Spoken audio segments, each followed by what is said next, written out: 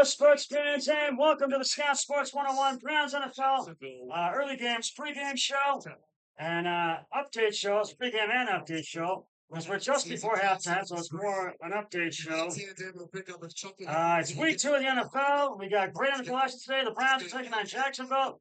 We're up 13-3. It's now halftime, and they haven't looked too bad. 3 scoring drives and we're up by 3. They look pretty good this first half. So they keep up the second half. We'll get the win and go 1-1. Let's hope. We'll get to all the NFL action and the Browns game in a moment. But first, here is today's Scout Sports 101 NFL Week 2 trivia question. It's a Jaguars trivia question. In 1996, the Jaguars upset which AFC team in the divisional playoffs to meet the Patriots in the championship game? I'll have the answer later on the podcast. Well, it's week 2 of the NFL, and we have a lot of great NFL. We have a full day of NFL action for you today. And the Browns hope to avoid an 0-2 start as right now they take on the Jacksonville Jaguars at Everbank Stadium in Jacksonville, Florida. They're up 13-3 at halftime. Now the Browns made 5 roster moves Saturday ahead of their game against the Jaguars on Sunday. They signed wide receiver James approached the second, and linebacker Winston Reed to the active roster from the practice squad, and elevated offensive tackle Truman Fetty and tight end Whitehart to the active roster from the practice squad. Browns also waived wide receiver Jalen Durden in a corresponding move. Croce entered the NFL as a 6th-round pick of the Ravens in 2020. He has appeared in 53 career games. And you know why he took the best-selling truck and it's the past. And total 25 receptions for 278 yards while adding 49 punt returns for an 8.6 average. Reed is a rookie out of Weber State, signing with the Browns as an undrafted free agent. And right now, the Browns have not looked too bad in this first quarter. And they are right now up 13-3 at halftime right now. And I want to read the preview to you because I do. We had some NFL news regarding the quarterback Deshaun Watson. Got another lawsuit filed against him, civil lawsuit, I should say. And we'll get some more of that in a moment. But right now, Cleveland and Jacksonville would love a Week 1 do-over. They'll have to settle for a bounce back. The Browns and Jaguars both coming off gut punch openers in which their offenses had far too many cringe-worthy moments. We'll try to avoid an 0-2 start when they meet Sunday in Jacksonville, which they're doing right now. You fix the mistakes, said Browns quarterback Deshaun Watson, who didn't play in the preseason. It's all of us. It's not just me. Cleveland managed just 230 yards in a 33-17 loss to the Dallas Cowboys last week. Watson threw 2 interceptions and was sacked a league high 6 times while playing without starting offensive tackles Jack Conklin and Jedrick Wills Jr. The Browns were 2 of 15 on third down conversions. We have a lot of plays out there, receiver Jerry Jeudy said. The Jaguars feel the same after their 2017 setback at Miami. Jacksonville was on the verge of extending its lead to 24-7 late in the third quarter when running back Travis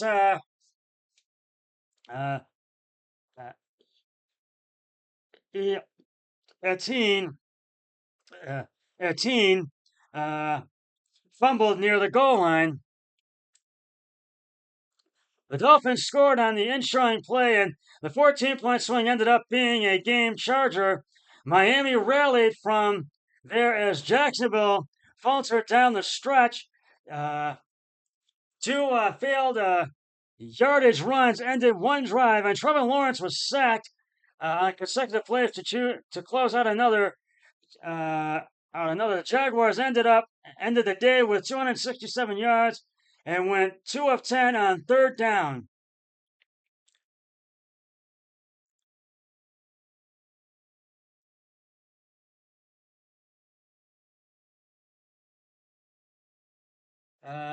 We don't like having this feeling of having to bounce back, Jaguars tight end Evan Ingram said. We understand there's going to be adversity and play adversity, in a game.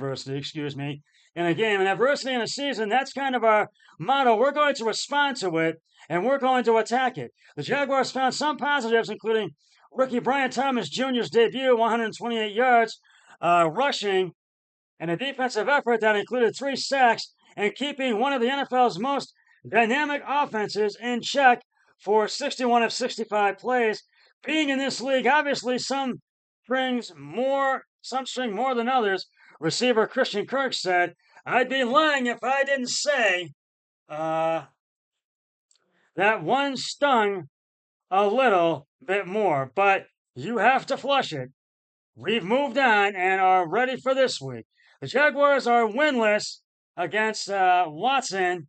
The former Houston standout is a 6-0 starter as a starter against Jacksonville, sweeping the AFC South Series every year between 2018 and 2020. Watson has thrown for 1,962 yards with 8 touchdowns and 2 interceptions in those games, and has run for 181 yards and 2 more scores.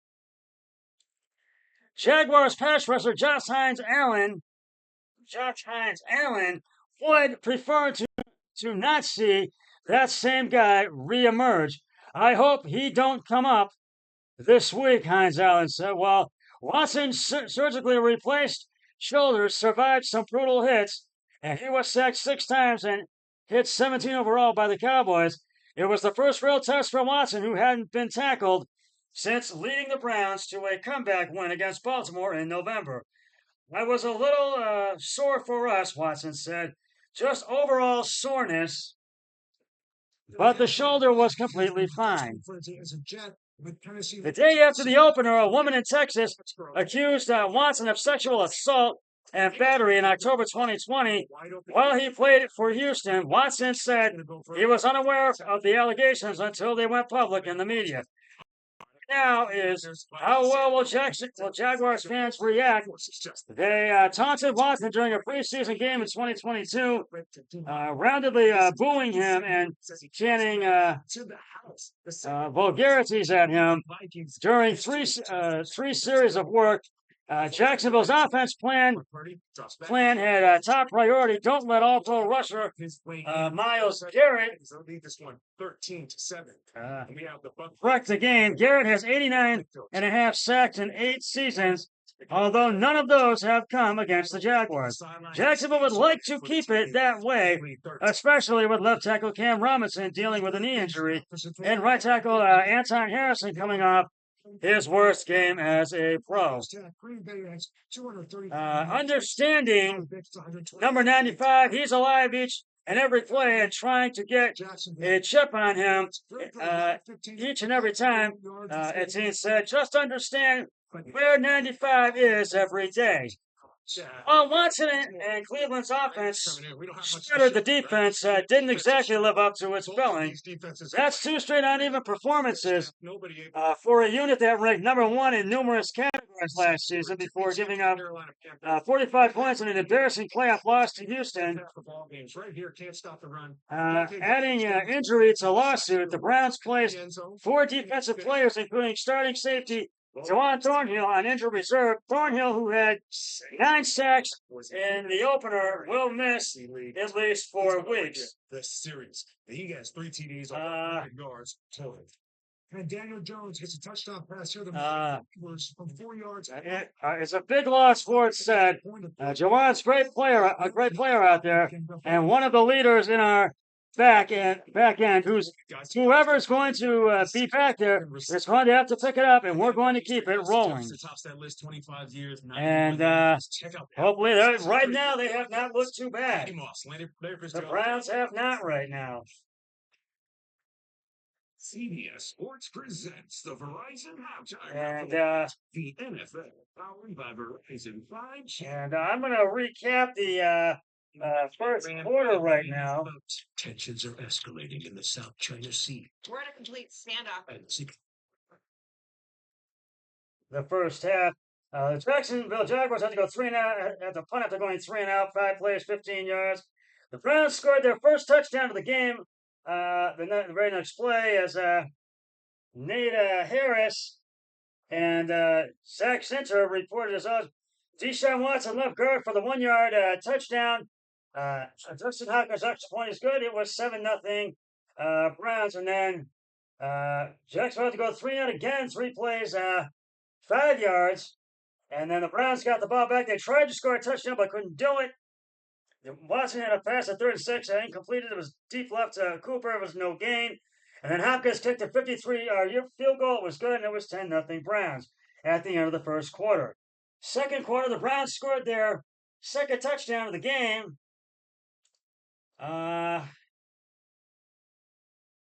Actually, Jacksonville scored a field goal first before that. There was a field goal, not a touchdown for the Browns yet. Little had a 22-yard field goal. It was good, and it was 10-3 Jacksonville. And then the Browns tried to score another touchdown. They couldn't do it. Watson passed short right to Pierre Strong, excuse me, to the Jacksonville 20 for 10 yards. And then, so they got within field goal range, 4th and 3 at the Jacksonville 20. Dustin Hopkins, 38-yard field goal is good. It was 13-3 Browns. And Hopkins kicked 65 yards from Cleveland, 35 to end zone touchback for the Jacksonville Jaguars at their 30. Trevor Lawrence passed short to Etienne at the Jacksonville 30 for no gain, and that's where the first half ended. And that's where we stand right now at the end of the first half, and we'll see if the Browns can hold on in this second half to get the win. We'll get to everything. We're going to get to the other games in just a moment. But right now, it is time to reveal the answer to today's Scott Sports 101 NFL Week 2 trivia question.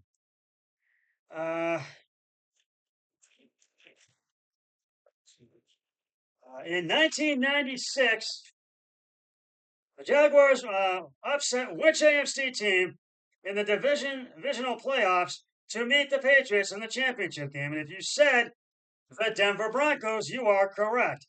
The Jaguars upset the 13-3 Denver Broncos only to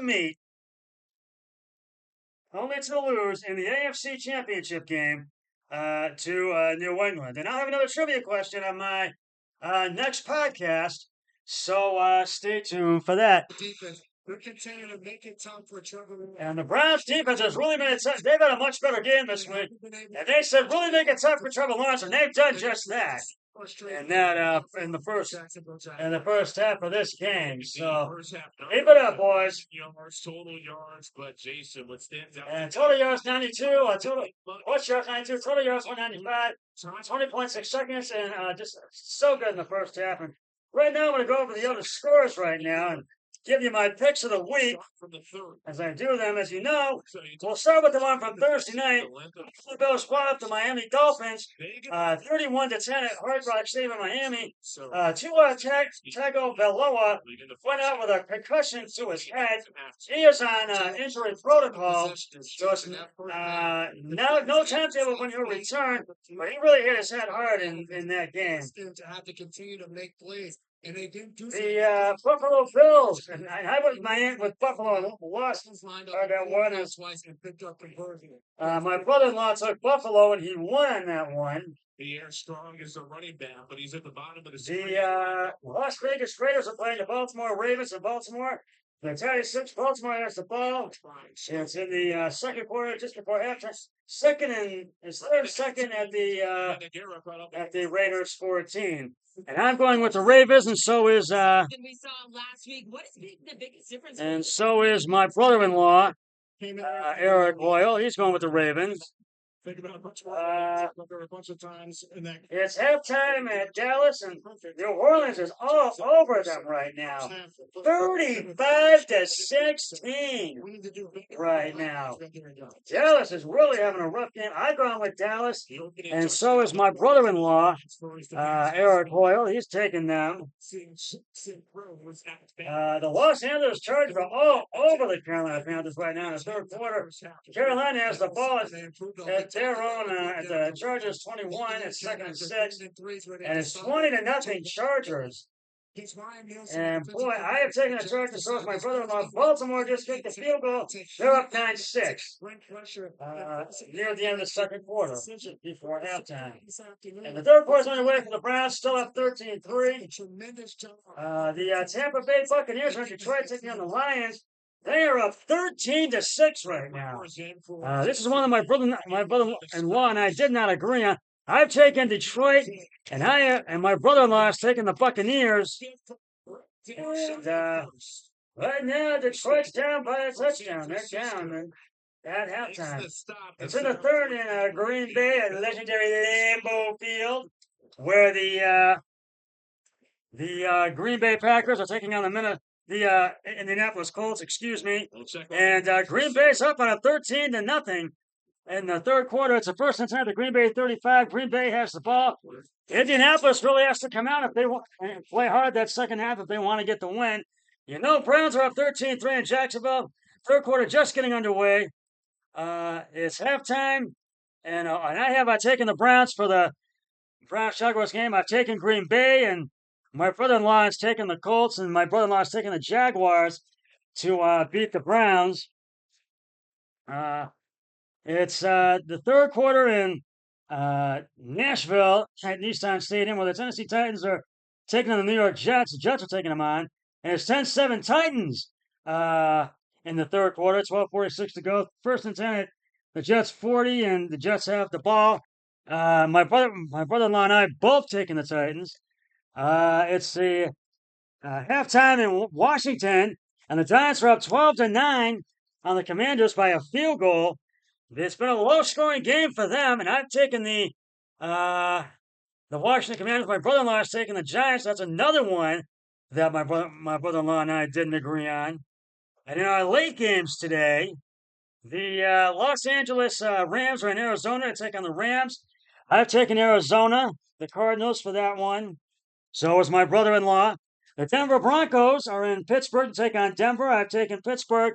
My brother-in-law has taken the Broncos.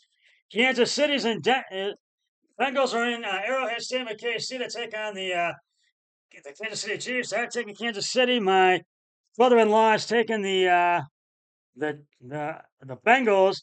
The Bears are in Houston to take on the Texans, and I've taken Sunday Night Football, and I've taken the Texans. So is my brother-in-law. And Monday Night Football, the Atlanta Falcons are in Philadelphia to take on the Eagles. I've taken Philly. My brother-in-law has taken the Falcons. My brother-in-law and I have 9 picks that we do not agree on. My brother-in-law and I. Now, I wanted to.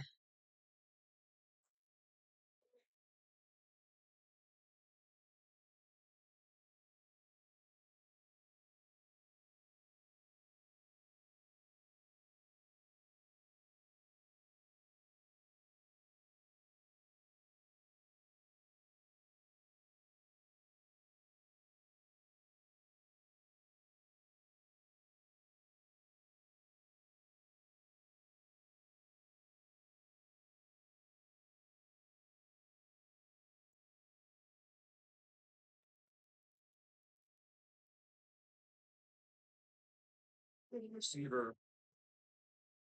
Had 3 catches on this game, but one more look at that last sequence. Well, look, We there's just had a assistant play. here. He's going to come into the picture. We talked about. We're looking at it right now. One of the Browns went out with an injury. As he comes off the edge, and Deshaun Watson lets the ball go early, short of the first down, and they come up and make the tackle. Ortiz in the punt for the first time. They're 3 and out. We're going to let that one bounce into the end zone. So a touchdown. Jaguars set to begin their first possession of the second half.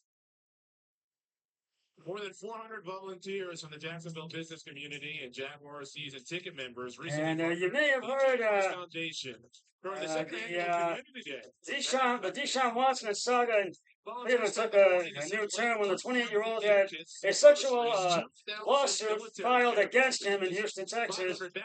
News of the lawsuit sparked plenty of conversations leading into week 2 of the season about the Browns' ability to get out of Watson's contract. Reports from people with pertinent knowledge of the QB's contract have revealed that the team could potentially do just that if he's suspended by the league. The latest lawsuit wasn't shared with the team in writing prior to sign the deal, and right now Watson can still play right now.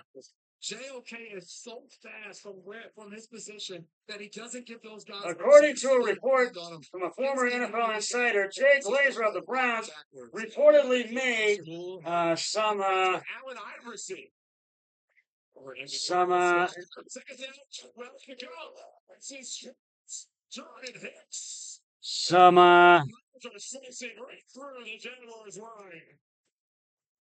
What a way to come out of halftime. And did some tweaks to Watson's deal when they restructured his deal for a few weeks back.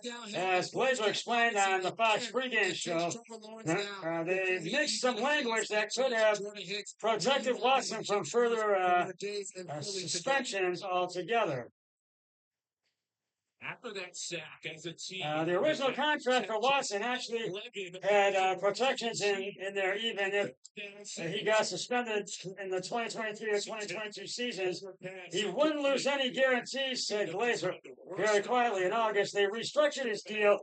When they restructured, if they did not put the same protections in the whiteboards and what you want to do in the second half, I can guarantee you. We want to come out, get in the same protections in the next several years. So if he has a suspension moving forward, there could be a chance they could go back and get some of those guarantees.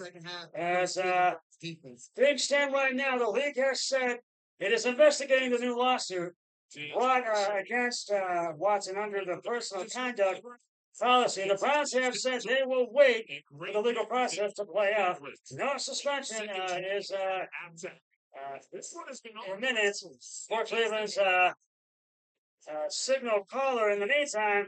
But the league is reportedly set to meet the accuser in the case in a couple of weeks. So we will keep you I'm going to keep you updated on this developing story. So I just wanted to let you know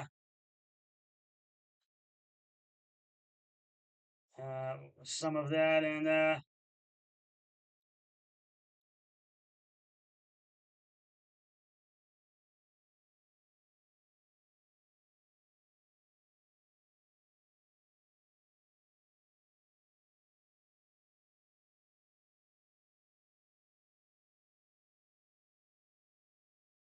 Pierre Strong Jr. just limped off the field, and it was on a punt. He's the one that got injured. We'll keep you updated.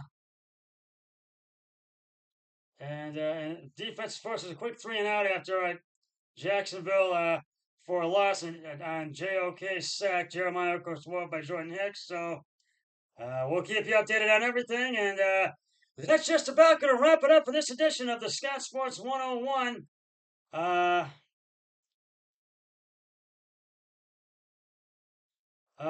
Early games. Browns and NFL early games pregame show. I'll be back with the Scout Sports 101 Browns NFL early game sports game show, late games pregame show. Once the game between the Browns and the Jaguars and all the early games have concluded. But until then, always remember, be a team player each and every day in every way possible. So long, everybody. 3, 2, 1. I'm done.